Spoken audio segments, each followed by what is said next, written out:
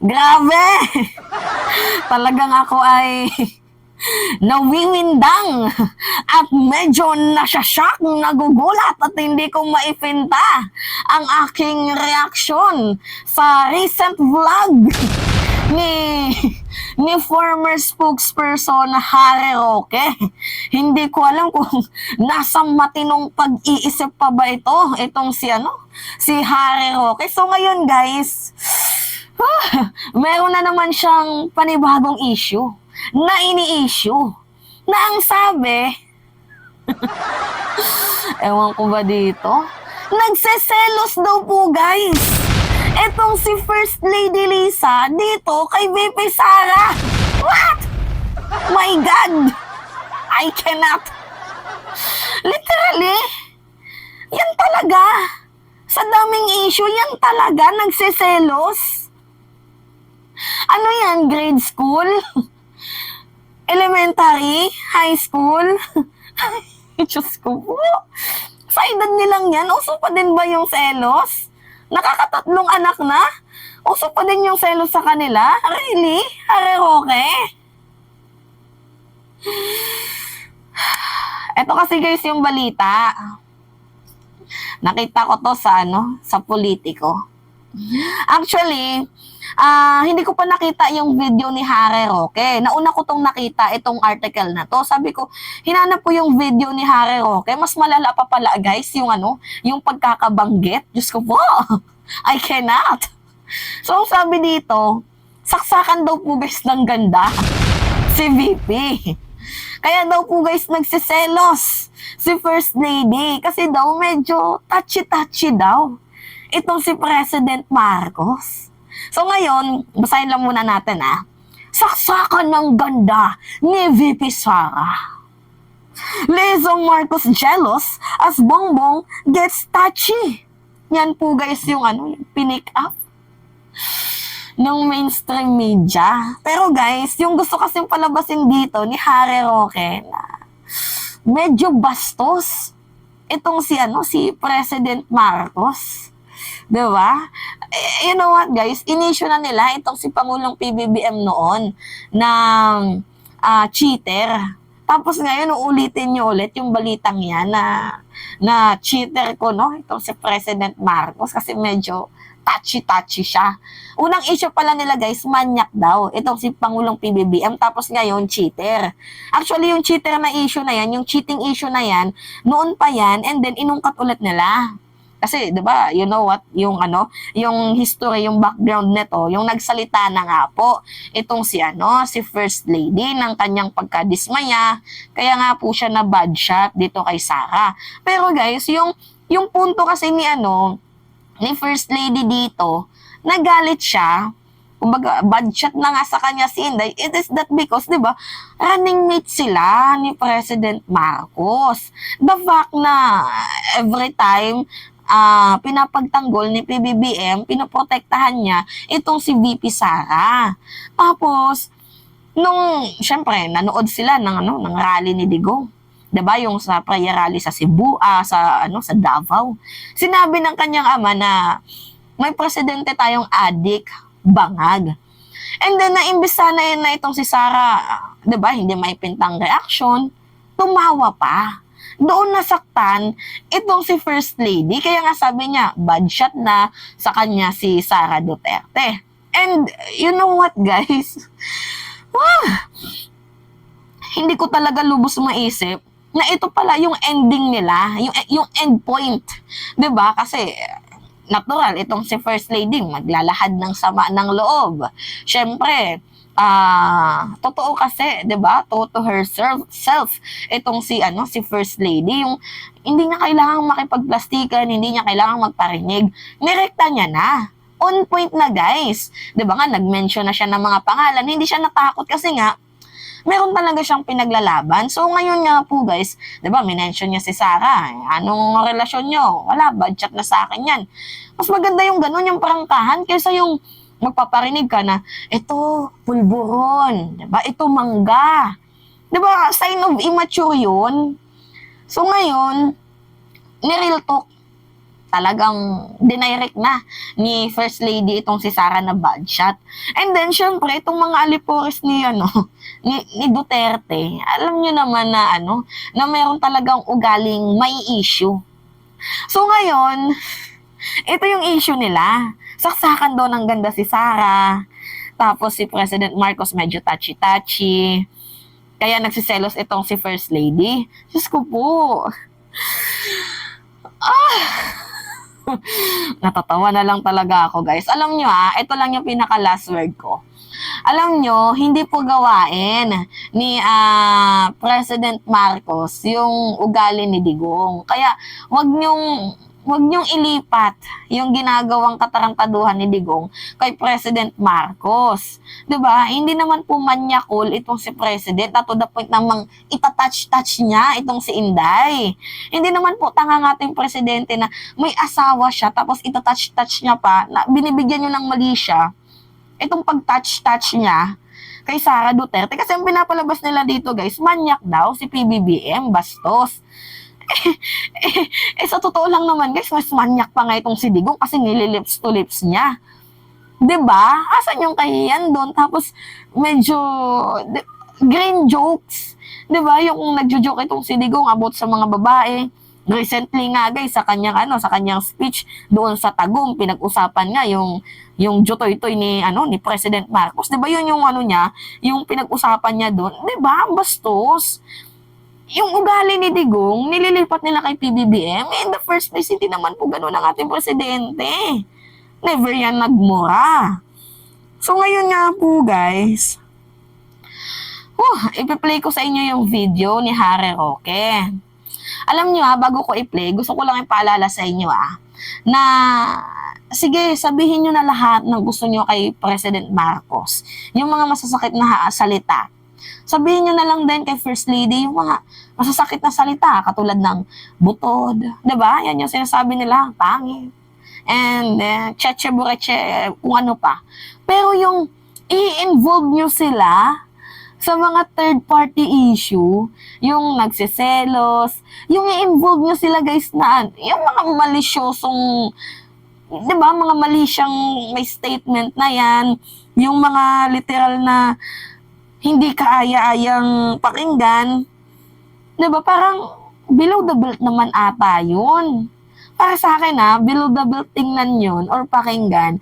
Mantangin mo lawyer ka tapos yung issue mo nagsiselos na instead na i-debunk na lang na siguro kaya nagagalit itong si F. Elisa kasi hindi sila nagkaintindihan. Ganun na lang sana na mas maiging pakinggan pero yung word nagsiselos. Ano yan? Kindergarten? Grade school? 'Di ba? Nakatatlong anak na, nandiyan pa din yung issue ng selos. 'Di ba? Nakakaloka. Anyway, ito, guys, ipi-play ko yung video ni former spokesperson Harry Roque. Pakinggan nyo to, guys, pakinggan nyo.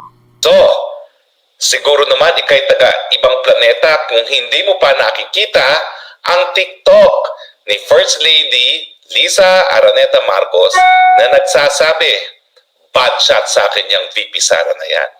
Mantakin mo, pupunta ng rally, tatawagin yung presidente mo na bangag, tapos tatawa-tawa.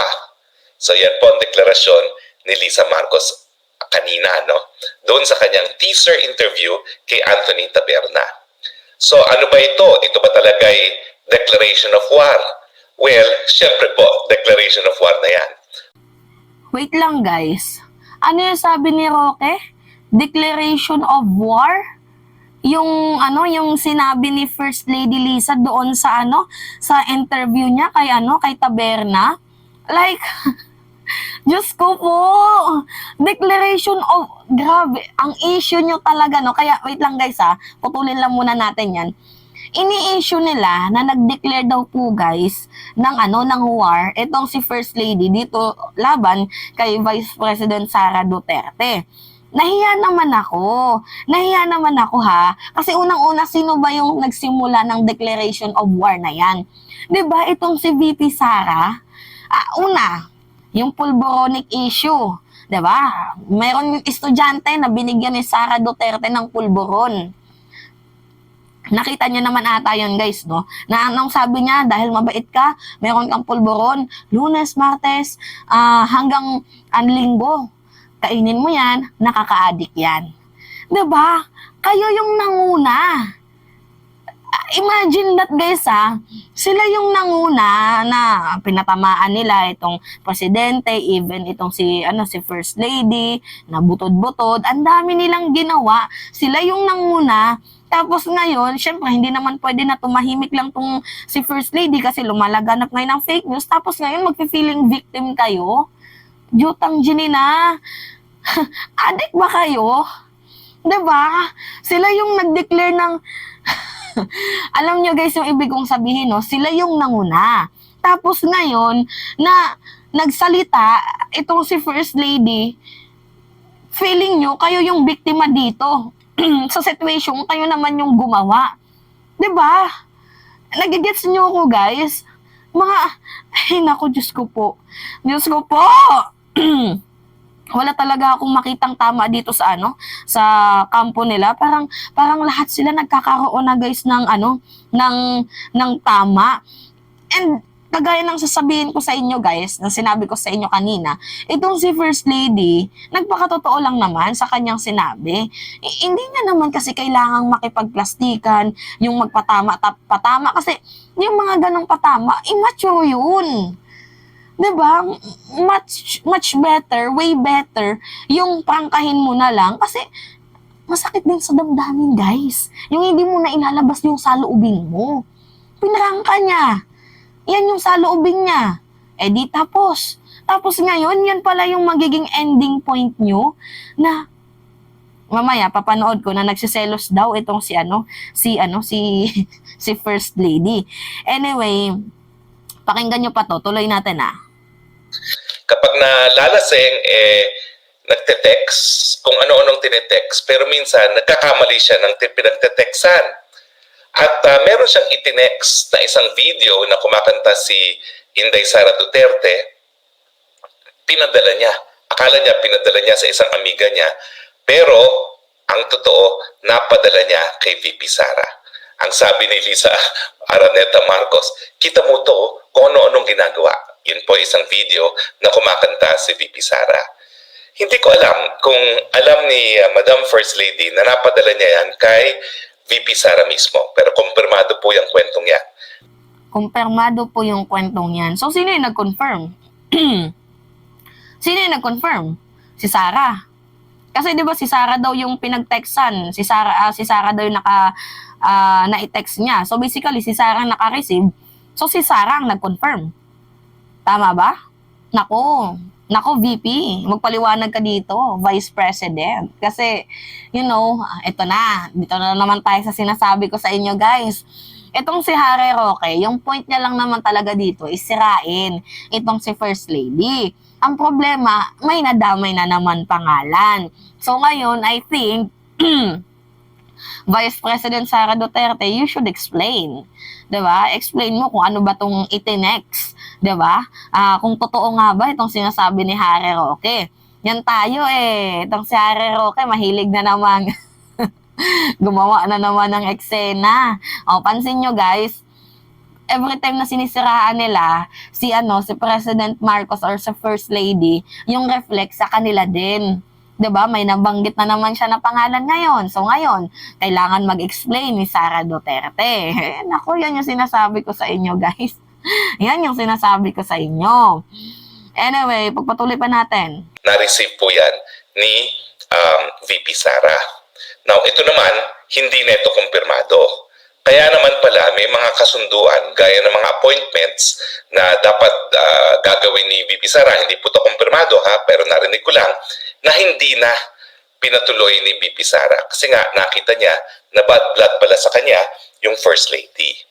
So, linawin ko lang po, hindi lang po ngayon nagdeklara ng gera si Lisa Araneta Marcos, panahon pa po ng eleksyon, ginigera na niya si VP Sara. Kung tatanungin niyo ako, dahil ako naman po again, kasama nung kampanya, meron pong elemento yan ng selos. Unang-una, tanggapin po natin, saksakan naman ang ganda ni VP Sara kumpara kay First Lady, no? Tapos ang problema dito kay PBBM, touchy-touchy, mahilig mag-touch-touch.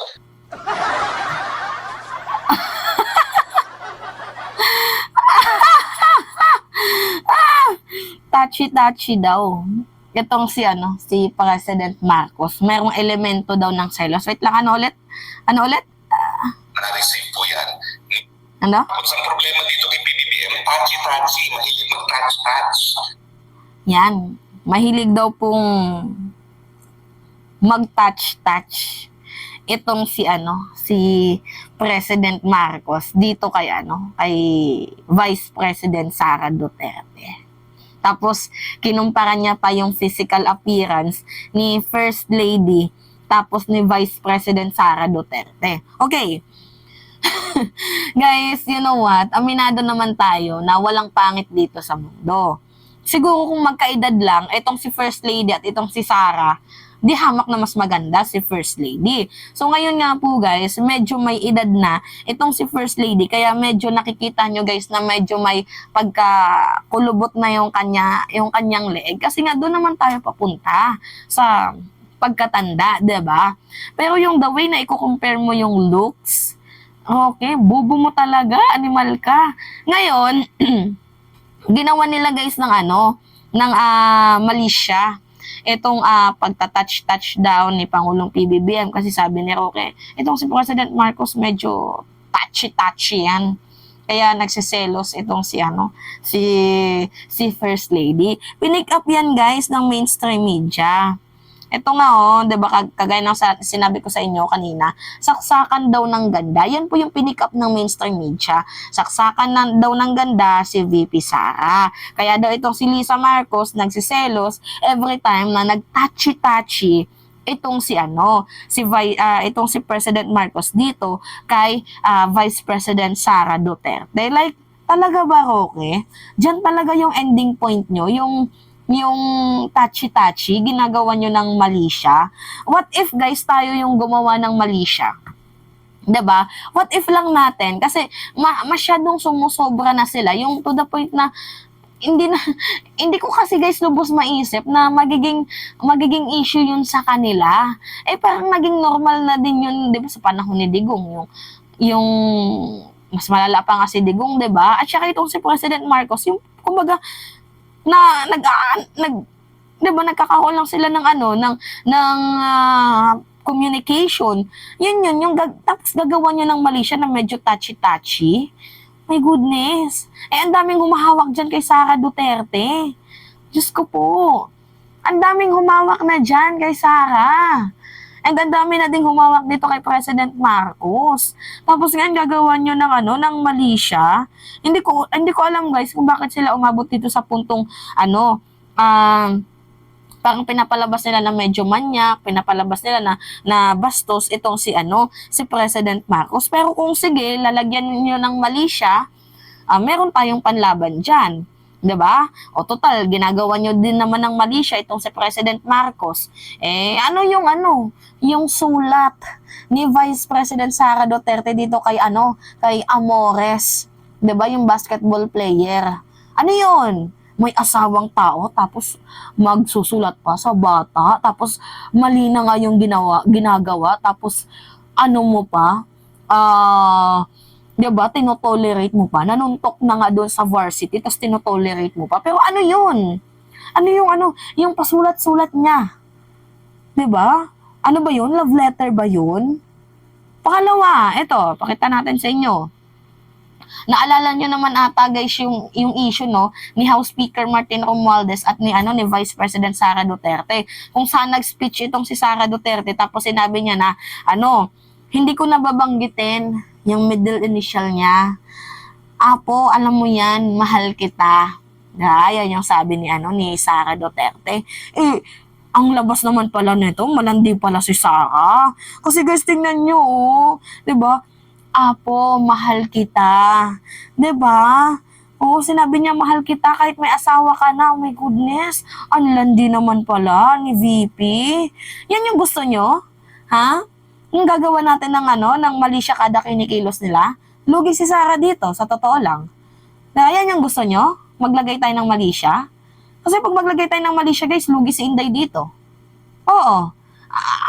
Ang dami. Ang dami, guys. Luging-lugi talaga siya dito. Yung ano, yung Dakota issue, yung malaki yung ano, yung Dakota nga. O, di ba? Landino. Gusto niyo lagyan natin lahat ng issue? Diyos ko po, ang tanda na, ang tatanda na nila para sa mga bagay na ganyan. Hindi ko alam, Hare Roque, ano yung naipinta sa putang inang utak mo?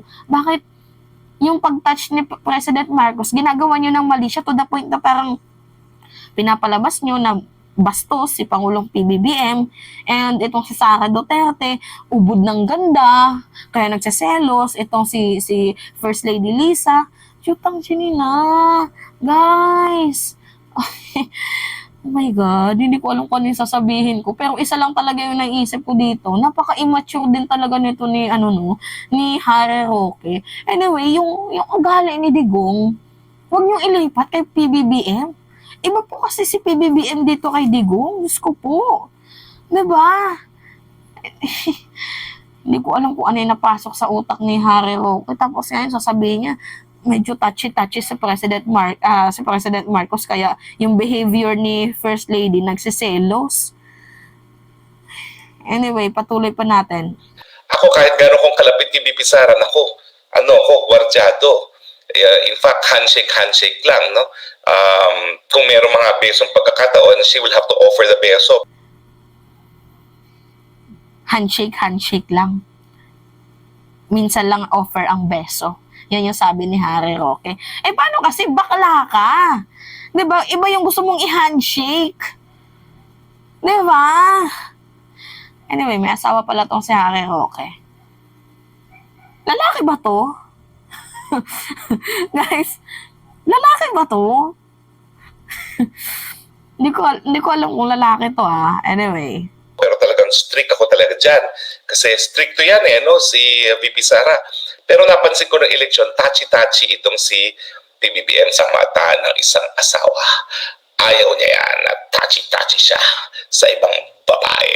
At tingin ko, nakikita ko sa mga mata niya noong eleksyon pa lang na talagang mainit talaga ang mata niya kay VP Sara. Tingin ko, yung selos, may kinalaman na rin yan.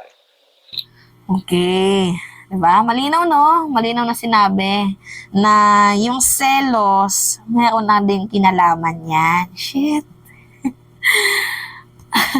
Kayo guys, ano yung masasabi nyo? Sa tingin nyo, nagsiselos itong si First Lady dito kay, kay Vice President Sara Duterte. At saka, in the first place, ano yung pagsiselosan ni First Lady dito kay VP?